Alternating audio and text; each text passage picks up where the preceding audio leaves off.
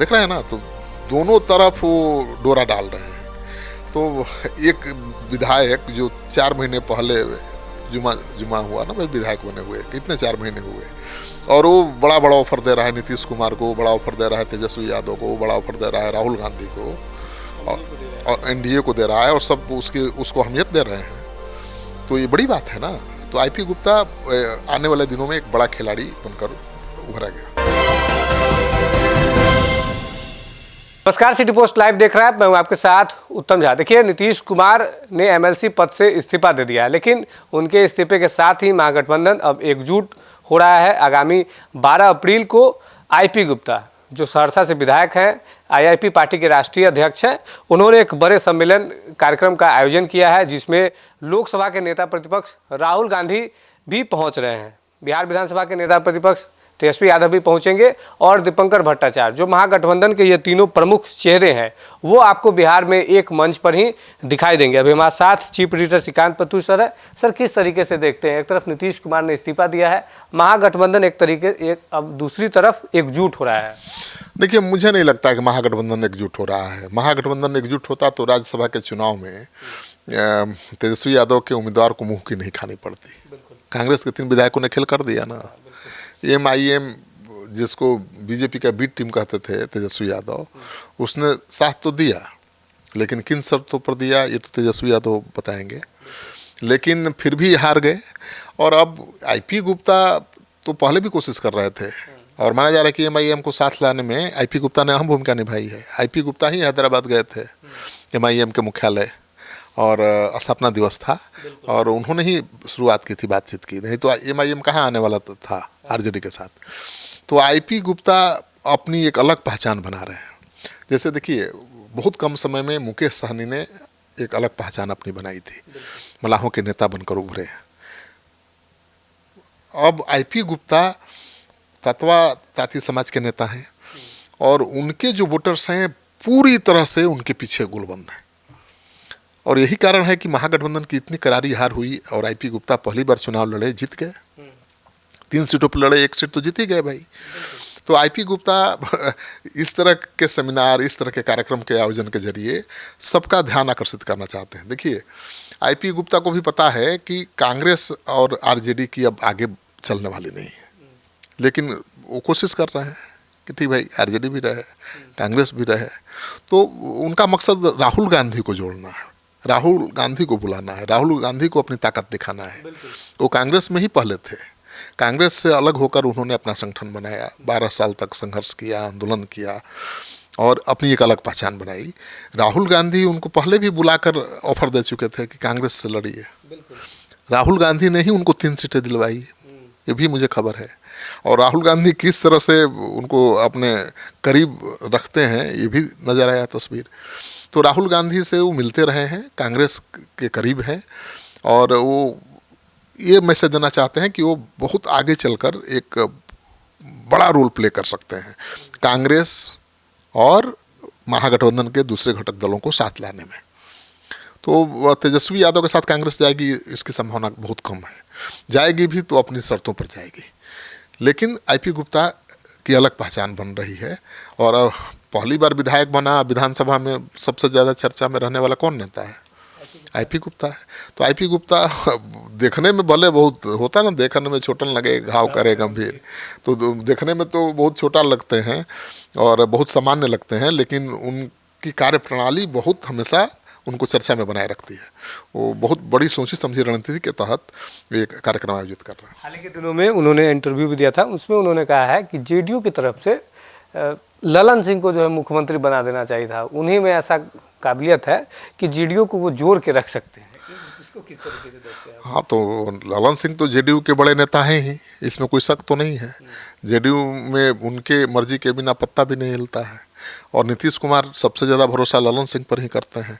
तो आईपी गुप्ता ने क्या गलत कहा? देखिए, आईपी गुप्ता का निशाना दूसरे तरफ था। ठीक है, आईपी गुप्ता का इशारा कुछ और था। उनको लगता है कि भाई ललन सिंह ही सब खेल कर रहे हैं।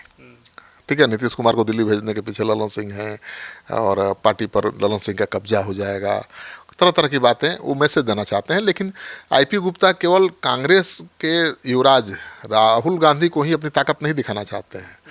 वो अपनी अहमियत एनडीए को भी बताना चाहते हैं, और वो कई बार कह चुके हैं कि उनके लिए राजनीति में कोई सगा नहीं, कोई पराया नहीं है। जो उनकी मांग मानेगा, मतलब उनकी मांग क्या है? ताती तत्वा समाज के लिए आरक्षण। जो आरक्षण देगा उसी के साथ वो रहेंगे। मुकेश सहनी के क्या मांग है? उनकी मांग भी तो वही है, आरक्षण मलाह निषाद के लिए। लेकिन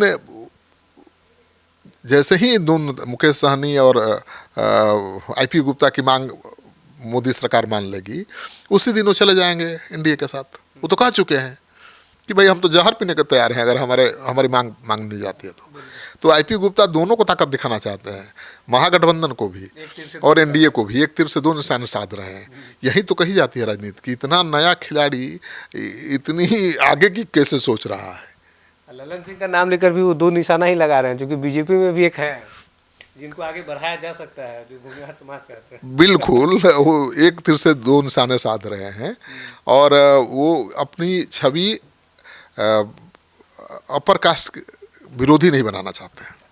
देखिए, वो अति पिछड़ा समाज से आते हैं, लेकिन वो श्रवण विरोधी छवि अपना नहीं बनाना चाहते हैं। वो जानते हैं कि तभी वो आगे सफल होंगे राजनीति में जब सबको साथ लेकर चलेंगे। तो तेजस्वी यादव से भी करीबी दिखाते हैं, और तेजस्वी यादव की मुश्किलें हल करते हुए नजर आते हैं। कभी बीजेपी को भी उम्मीद बनाते रहते हैं कि भाई आप मेरी मांग मान लो तो हम कभी भी आ जाएंगे, कोई दिक्कत नहीं है। तो बहुत एक सधे हुए राजनेता की तरह वो दांव खेल रहे हैं। और किसको उम्मीद थी भाई कि पहली बार ये 3 फुट का आदमी चुनाव लड़ेगा और चुनाव जीत जाएगा। और चुनाव जीतेगा ही नहीं, विधानसभा में पहुंचकर सबसे ज़्यादा सवाल करेगा और सबसे ज़्यादा चर्चा में रहेगा। ये 3, साढ़े 3, 4 फुट का आदमी तेजस्वी यादव के लिए संकट मोचक बन जाएगा, बना ही था। अब तेजस्वी यादव हार गए कांग्रेस के 3 विधायकों के कारण, नहीं तो उनकी जीत तो पक्की कर दी थी आईपी गुप्ता ने एमआईएम को साथ ला करके। तो वो अपनी अहमियत बता रहे हैं, अपना कौशल दिखा रहे हैं। और राहुल गांधी को पता है उनका कौशल, बीजेपी को भी पता है। और चुनाव के पहले दोनों दलों ने कोशिश की थी उनको साथ लाने की, लेकिन वो किसी के साथ नहीं गए, किसी दल में शामिल नहीं हुए। उन्होंने कहा कि हमारा अपना दल है ताती तत्वा का, पहली बार ताती तत्वा का कोई नेता बना हो, और जनता उसके लोग उन पर भरोसा कर रहे हैं, तो उनके साथ धोखा नहीं करेंगे। तो उन्होंने अपनी अलग वजूद बनाए रखा और अपनी शर्तों पर गठजोड़ किया महागठबंधन के साथ। राहुल गांधी ने अहम भूमिका निभाई। तो राहुल गांधी के साथ भी उनका भविष्य है भाई। महागठबंधन में रहना है तो राहुल गांधी ही मेन है, क्योंकि आगे तो तेजस्वी अलग थलग पड़ सकते हैं, कांग्रेस अलग थलग नहीं पड़ेगी। कांग्रेस के साथ ही कोई दूसरा दल जुड़ेगा तो कुछ कर पाएगा, तो जनसुराज हो या वाम दल हो। तेजस्वी यादव अकेले रहेंगे तो वाम दल भी नहीं जाएंगे उनके साथ, समझ रहे हैं ना, कोई दल नहीं जाएगा। जैसे ही कांग्रेस जनसुराज से तालमेल करेगी, वाम दल भी उनके साथ चले जाएंगे, क्योंकि उनकी विचारधारा एक है। ऐसे में आईपी गुप्ता की अहमियत बहुत बढ़ जाएगी, क्योंकि ताती तत्वा की संख्या भी अच्छी है, अच्छी खासी है, लगभग 2% के, 1.25% के आसपास उनकी आबादी है। और वो सबसे खास बात है कि वो पूरा सॉलिड वोट ट्रांसफर होता है। अब देखिए, कौन ऐसा नेता है आज के ज़माने में, लालू जी को छोड़ दीजिए तो, एक ज़माने में लालू जी थे, कोई ऐसा नेता नहीं है जो गांधी मैदान को भर दे। मैं तो 35 साल से पत्रकारिता कर रहा हूँ, लालू जी ने ही भरा था या मोदी जी ने भरा था, जिसमें बम विस्फोट हो गया था गांधी मैदान में। जी, वो उस समय गांधी मैदान भरा था और लालू जी के लाठी रैला में भरा था। उसके बाद तो गांधी मैदान को कोई भर ही नहीं पाया, आईपी गुप्ता ने भर दिया। और वो भी नहीं कि बस और ट्रक और ढो ढो कर लाया, नहीं, जो भी लोग आए अपना सत्तू, अपना आटा लेकर आए, अपने खर्चे से आए। तो यही नेतागिरी है ना, जिसके पीछे जनता हो, अपना आटा गिल करके नेता के पीछे खड़ी हो। तो आईपी गुप्ता अगर समझदारी से राजनीति करेंगे तो बहुत आगे जा सकते हैं, लेकिन अब गलती करेंगे, ज़्यादा हड़बड़ी करेंगे तो मुकेश सहनी वाला हाल हो जाएगा।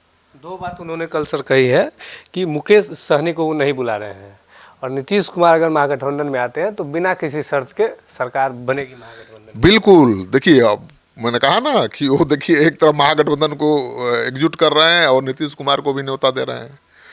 वो ये बताना चाहते हैं कि भाई हम देखिए तेजस्वी को कैसे बचाने की कोशिश की थी, अब तेजस्वी फेल हो गए तो हम क्या करें, आपको भी बचा सकते हैं, आप आइए महागठबंधन के साथ, आप ही सीएम रहिए, आपकी सरकार हम बनाएंगे। देख रहे हैं ना, तो दोनों तरफ वो डोरा डाल रहे हैं। तो एक विधायक जो 4 महीने पहले जुमा हुआ ना भाई, विधायक बने हुए कितने 4 महीने हुए, और वो बड़ा बड़ा ऑफर दे रहा है नीतीश कुमार को, बड़ा ऑफर दे रहा है तेजस्वी यादव को, बड़ा ऑफर दे रहा है राहुल गांधी को, और एनडीए को दे रहा है, और सब उसको अहमियत दे रहे हैं। तो ये बड़ी बात है ना।